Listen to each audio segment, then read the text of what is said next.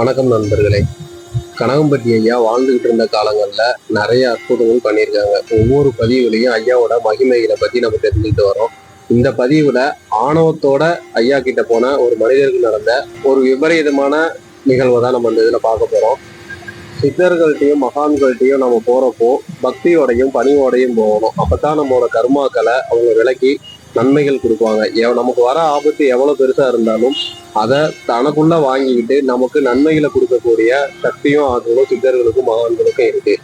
நம்பிக்கை இல்லாம அவங்கள செக் பண்றதுக்காக போற பக்தர்கள் நிறைய பேர் இருக்காங்க. அடுத்தடுத்து சில பக்தர்கள் வாழ்க்கையில நல்லது நடந்து அவங்க அரவணைச்சு பாதுகாத்துருக்காங்க. அதே ஆணவத்தோட போன பக்தர்களை என்னைக்குமே சித்தர்கள் கண்டுக்க மாட்டாங்க. திமுறாவும் ஆணவத்தோடையும் நம்ம சித்தர்கள் பக்கத்துல போகக்கூடாது. ஒரு மனிதர் அப்படித்தான் போறாங்க. அந்த கதையை தான் நம்ம இதுல பார்க்க போறோம். ஒட்டஞ்சத்திர பகுதியிலிருந்து பழனி மலைக்கு ஒரு வேலையா 3 இடைத்தரகர்கள் போறாங்க. இடங்கள்லாம் வாங்கி வைக்கிறவங்க, நிலங்கள் வாங்கி வைக்கிற தரகர்கள் 3 பேர் போறாங்க. தொழில் விஷயமா போறாங்க. பழனிக்கு போறாங்க. அவங்க வேலைகள் முடியுது. மாலை நேரம் திரும்ப கிளம்புறாங்க.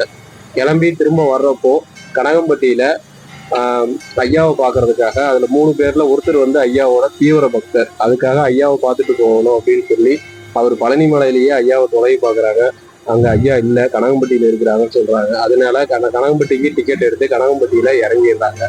ஆனா ஐயாவை பார்க்கணும் அப்படிங்கிற ஒரு செயல் கூட இருக்கிற இன்னொரு நண்பருக்கு சுத்தமா பிடிக்கல. அவர் ஆரம்பத்துல இருந்தே வேலை முடிஞ்சிச்சுன்னா நம்ம கிளம்பலாம், ஐயாவை போய் பார்த்துட்டு நீ அவரை நம்பிட்டு இருக்க, அவனால உனக்கு என்ன நடக்குது அப்படிங்கிற மாதிரி நெகட்டிவாவே பேசிட்டு இருந்திருக்காங்க. ஆனா அந்த பக்தரும் ஐயாவை பார்க்காம நான் வரமாட்டேன், உங்களுக்கு அவரை பத்தி தெரியாது, எனக்கு பார்க்கணும், பார்த்தாதான் எனக்கு மனசு திருப்தி, ஐயாவை பார்த்து ஆசீர்வாதம் தான் நான் வருவேன் அப்படின்னு சொல்லி கனகம்பட்டியில பிடிவாதமா இறங்கிடுறாங்க. அங்க இப்ப இருக்கிற ஜீவ சமாதி இருக்கிற மோகன் ஐயா தோட்டத்துக்கு போறாங்க. ஐயா அங்க இல்லை.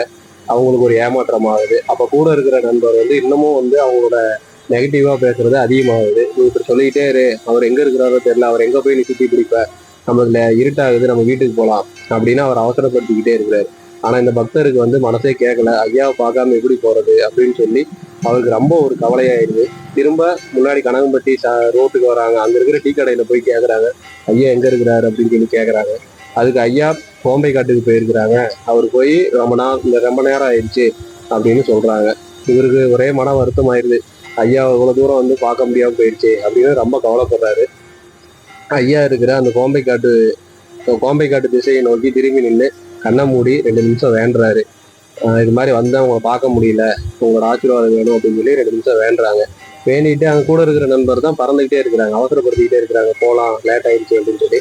சரி அப்படின்னு சொல்லிட்டு திரும்ப பஸ் ஏறுறதுக்காக அந்த சாலையில் நடந்து வராங்க. அப்பதான் ஒரு ஆச்சரியம் நடக்குது. ஐயா ஒரு கார்ல அவங்களுக்கு முன்னாடி பயணம் செஞ்சு கனகம்பட்டியில இருக்கிற பூர்வீக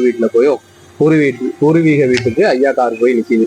இவங்களை கிராஸ் பண்ணி போறாரு. ஐயா முன்னாடி உட்காந்து போறதை அந்த பக்தர் பாக்குறாரு. இவருக்கு ஒரே சந்தோஷம், ஐயாவை பார்த்துட்டோம் அப்படின்னு வேகமா ஓடுறாரு. ஐயா வீட்டுக்கு போறாரு. ஐயா கார்ல இருந்து இறங்கி உள்ள போய் கட்டல்ல உட்கார்றாரு. இந்த பக்தர் பணியோட போய் ஐயா பக்கத்துல நிக்கிறாங்க.